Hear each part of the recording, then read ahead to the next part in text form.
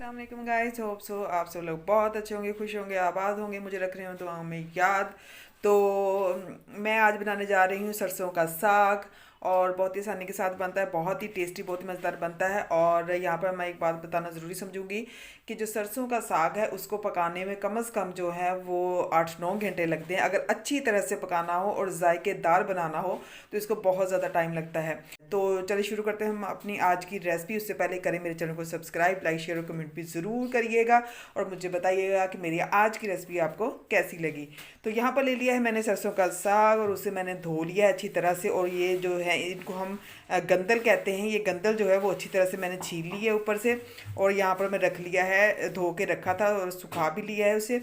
और अब मैं इसकी कटिंग करूँगी। इसके साथ मैंने ली है एक गुट्टी, जो है वो मैंने ली है, बड़ी गुट्टी जो है वो मैंने ली है ये बाथू की। बाथू बहुत ज़रूरी है इसके अंदर, उससे जो साग का जायका बहुत ज़बरदस्त बनता है, बहुत अच्छी तरह से मिक्स होता है। ये ज़रूरी जुज़ है साग का, ठीक है। उसके साथ मैंने ली है पालक। यहाँ पर मैंने थोड़ी सी दिखाई है लेकिन मैंने साग के बराबर ही पालक ली है, ठीक है। तो अब हम करते हैं इसकी कटिंग। ठीक है, यहाँ पर ले लिया है मैंने साग। अब मैं करूँगी इसकी कटिंग। इसको हमने जो है वो बारीक बारीक काट लेना है। पालक को भी और बाथू को भी, सबको एक साथ ही काट के हम डाल लेंगे, ठीक है। हांडी मैंने जो है वो ऊपर रख दी है चूल्हे के।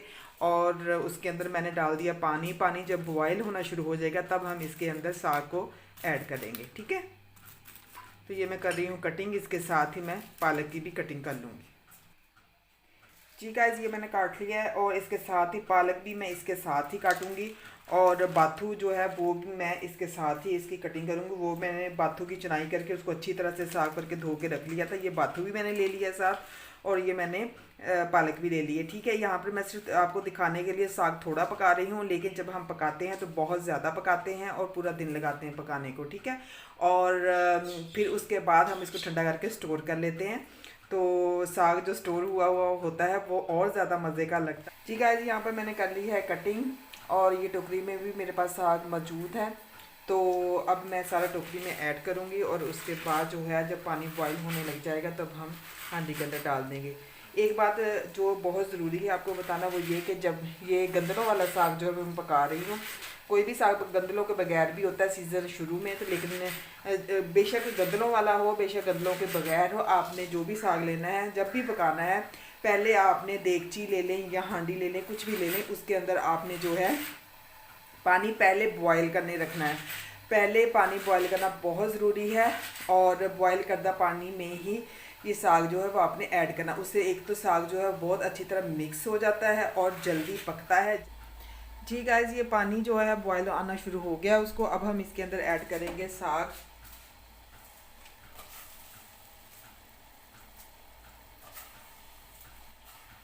गाइस, जो देसी खाने होते हैं वो देसी तरीके से ही पके तो ही अच्छे लगते हैं। उनके अंदर देसी खानों के अंदर वलायती टच दिखने में ही अच्छा लगता है, उनका जायका बिल्कुल भी अच्छा नहीं रहता, ठीक है। तो आपने जो देसी खाने हैं उन्हें देसी तरीके से ही पकाया करें। और देसी तरीके से खाने पकाना बहुत आसान है, कोई इतना मुश्किल काम नहीं है। ना ही कोई बाज़ारी चीज़ें ज़्यादा उनके अंदर ऐड होती हैं। सिर्फ घर में जो चीज़ें मौजूद हैं उनके साथ ही हम जो है वो देसी खाने आसानी के साथ बना सकते हैं। तो साग मैंने कर दिया है ऐड। अब हम इसको कर देंगे कवर। जो बाकी बच गया है साग, वो जब ये साग पक के थोड़ा सा नीचे हो जाएगा तो हम इसके अंदर 5 मिनट तक वो भी ऐड कर देंगे। जी गाइस, ये साग जो है उस वो गर्म पानी की वजह से काफ़ी नीचे हो चुका है। अब जो बाकी बचा हुआ साग है वो भी हम इसके अंदर ऐड करेंगे।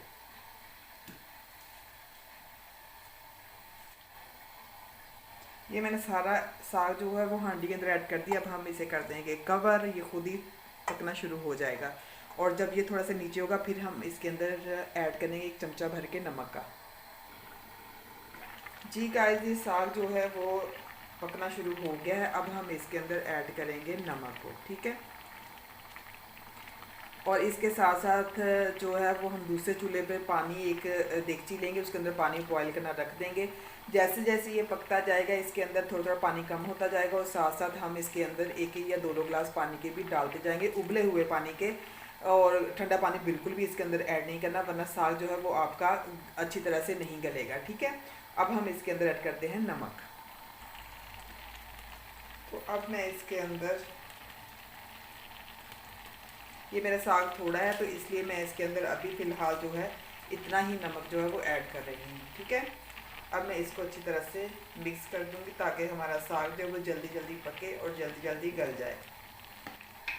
साग की जो एक ज़रूरी चीज़ है वो भी आपको ये बताती चलूँ यहाँ पर कि साग जो है वो हल्की आंच पर आपने बिल्कुल भी नहीं पकाना, हमेशा हाई फ्लेम पर साग जो है वो पकता है। ठीक है, जब साग पक जाए, जब हम इसे घोटा लगाएंगे, तब जो है हम जो फ्लेम है उसको हम लो कर देंगे, वरना जो हाई फ्लेम पर ही साग को हमेशा पकाएं, बेशक वो लकड़ियों वाली आग हो या बेशक वो गैस वाली हो। ठीक है जी गाइस, आप देख सकते हैं साग जो हमारा पक रहा है, पानी इसके अंदर कम हुआ है, मैंने पानी साग जो है वो बॉयल किया हुआ है, साथ साथ हो रहा है, वो मैं इसके अंदर थोड़ा सा ऐड करूँगी। जी यहाँ पर मैं इसके अंदर ऐड करूँगी 1 गिलास पानी का, और ये उबला हुआ पानी है।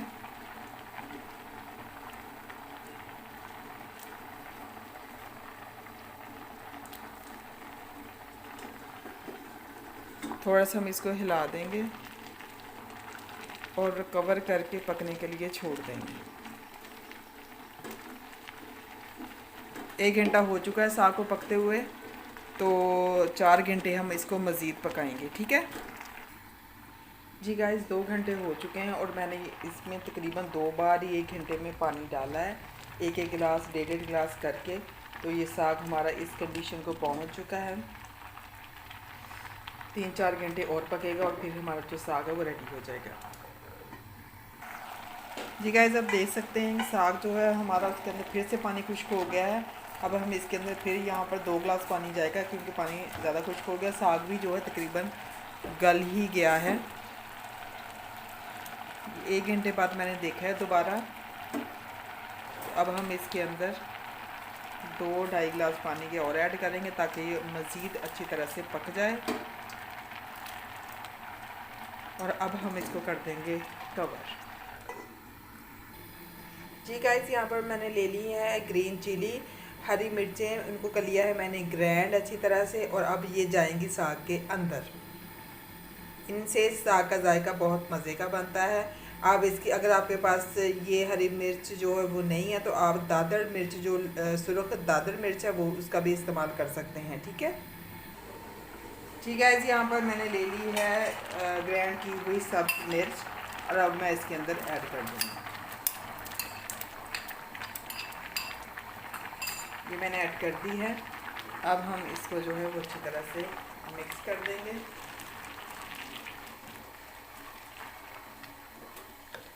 साग हमारा रेडी होने वाला है, तो 2 घंटे और लगेंगे, तब तक ये पकने के लिए रखा हुआ है। तो अब मैं आपको दिखाऊंगी साग की सिचुएशन जब ये पक जाएगा और उसको हम घोटा लगाएंगे, तब मैं ये आपको अब दिखाऊंगी। ठीक है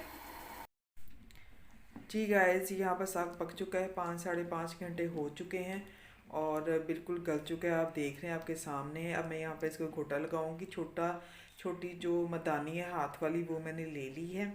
अब मैं इसको घोटा लगाना जो है वो शुरू करूँगी।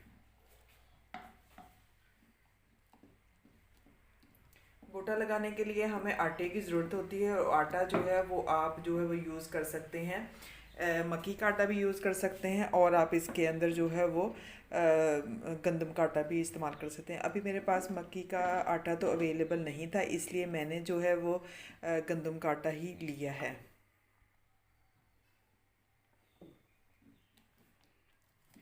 ये साथ साथ घोटा लगाऊंगी और साथ साथ इसके अंदर जो है वो गंदम का आटा जो है वो ऐड करती जाऊंगी।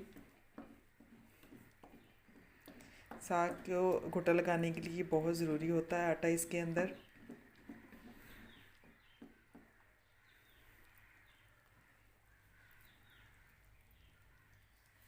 जल्दी जल्दी साथ साथ हिलाते जाएंगे ताकि आटे की गुठलियाँ जो हैं वो ना बने।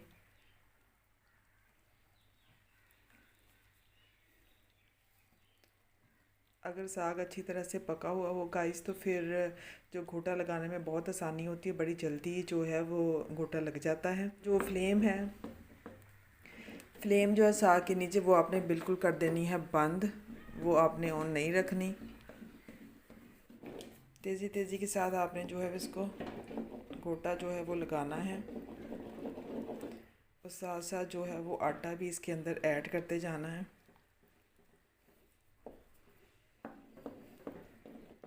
जी गाइस, ये साग को मैंने घोट लिया है और कितना अच्छा बन गया है। ये साग पकने की एक निशानी ये है कि ये पक पक के बिल्कुल पीला हो जाता है। अगर साग हरा रहे तो उसका बिल्कुल भी जायका नहीं होता, वो कच्चा साग होता है और कच्चे साग को आपने घोटा लगाया होता है, ठीक है।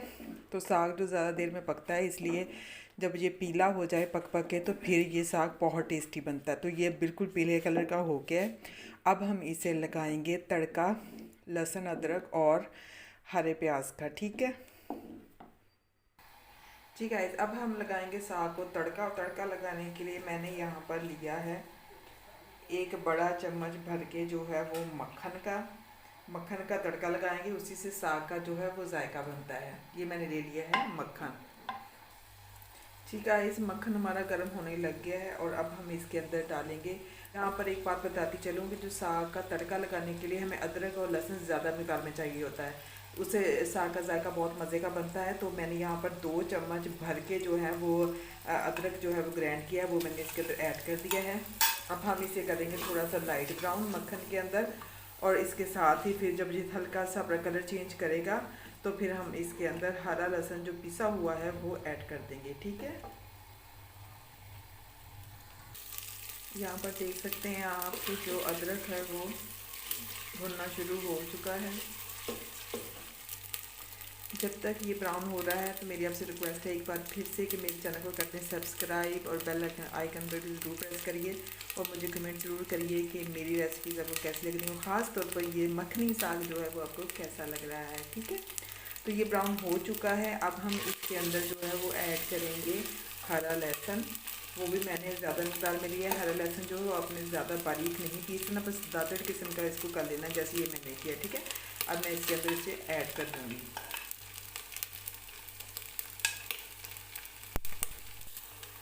जी गाइस, यहाँ पर मैंने स्प्रिंग अनियन लिया है 2 चम्मच के बराबर, वो भी मैं इसके अंदर ऐड कर दूँगी। इसे मैंने बारीक काटा है, पीसा नहीं है, तो ये बारीक कटा हुआ ही इसके अंदर ऐड करेंगे।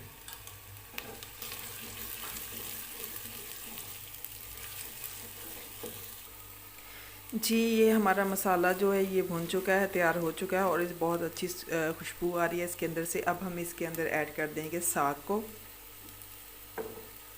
जिसे हमने गोटा लगा के रखा है। ये साग हम इसके अंदर ऐड करेंगे।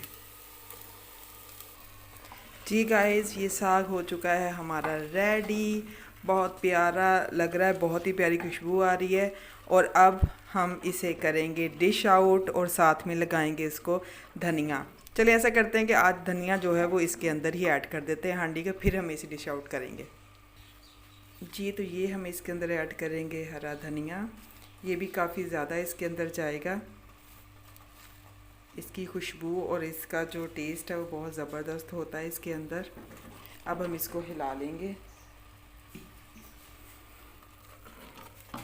ये हमने जो है इसको अच्छी तरह से हिला लिया है। अब हम इसे करते हैं डिश आउट। जी, ये हमारा जो साग है बिल्कुल रेडी है और अब हम इसके अंदर ऐड करेंगे मक्खन। ये मक्खन ज़्यादा जाएगा इसके अंदर, इससे इसका जायका बहुत मज़े का बनता है। तो होप सो आज की रेसिपी आपको बहुत बहुत पसंद आई होगी। अपना बहुत सारा रखिए ख्याल, खुश रहिए, आबाद रहिए और मुझे दीजिए इजाज़त। अल्लाह हाफ़िज़।